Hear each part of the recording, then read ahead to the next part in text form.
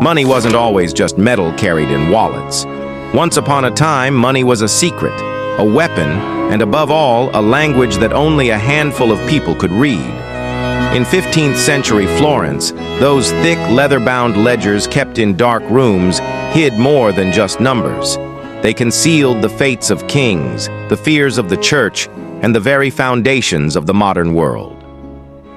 Welcome to that colossal power everyone knows today, but few truly understand how it began: banking. And behind this power there was only one name: Medici. Part 1. Turning sin into art.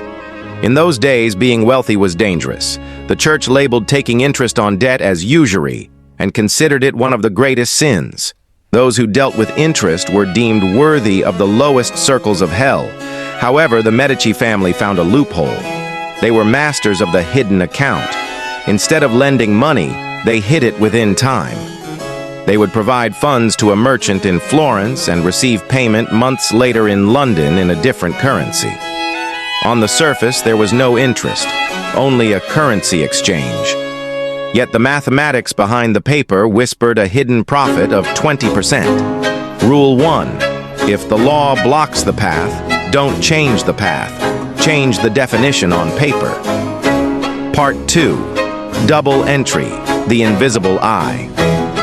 The Medici's greatest weapon wasn't their gold or their palaces. It was the double-entry bookkeeping system. While the rest of the world tracked money with simple lists, the Medicis recorded every cent twice, debit and credit. This system was history's first error detection algorithm. If a single figure in one ledger didn't match the other, it was instantly clear that someone was stealing or an error had been made. These ledgers were so flawless that the Medici Bank was always 3 steps ahead of its rivals. By looking at the numbers, they could foresee months in advance which kingdom would go to war, which port would collapse, and who was on the brink of bankruptcy. Part 3. God's banker's power follows money, but great power befriends the one who manages it. The Medicis became the official bankers of the Vatican. The taxes the Pope collected from all over Europe flowed through Medici hands. Think about it. The Pope's indulgence money was sitting in your bank's vaults. This wasn't just wealth, it was invincibility. If a king failed to pay his debt to the Medici, he wasn't just facing a bank, he was defying the representative of God. The Medicis had invented financial diplomacy. Part 4. The silent echoes of collapse. However, every hidden tally must eventually close. The collapse of the Medici Bank didn't start because the gold ran out. It started because the discipline did. The last generation of Medicis stopped keeping the books. Instead of focusing on numbers, they turned their attention to art and politics. They issued prestige loans to kings, knowing they would never be repaid.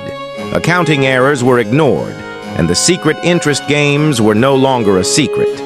When the bank collapsed in 1494, only one truth remained. What built a financial empire wasn't swords, but the flawless accounts in those dusty ledgers. Today, the credit card in your wallet, the checkbook you use, or the banking app on your phone, they are all legacies of those secret ledgers in Florence from 600 years ago.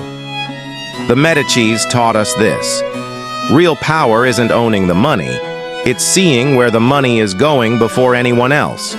Because in every page of history, someone keeps the count, but only a few can unlock the tally. Until the next hidden account.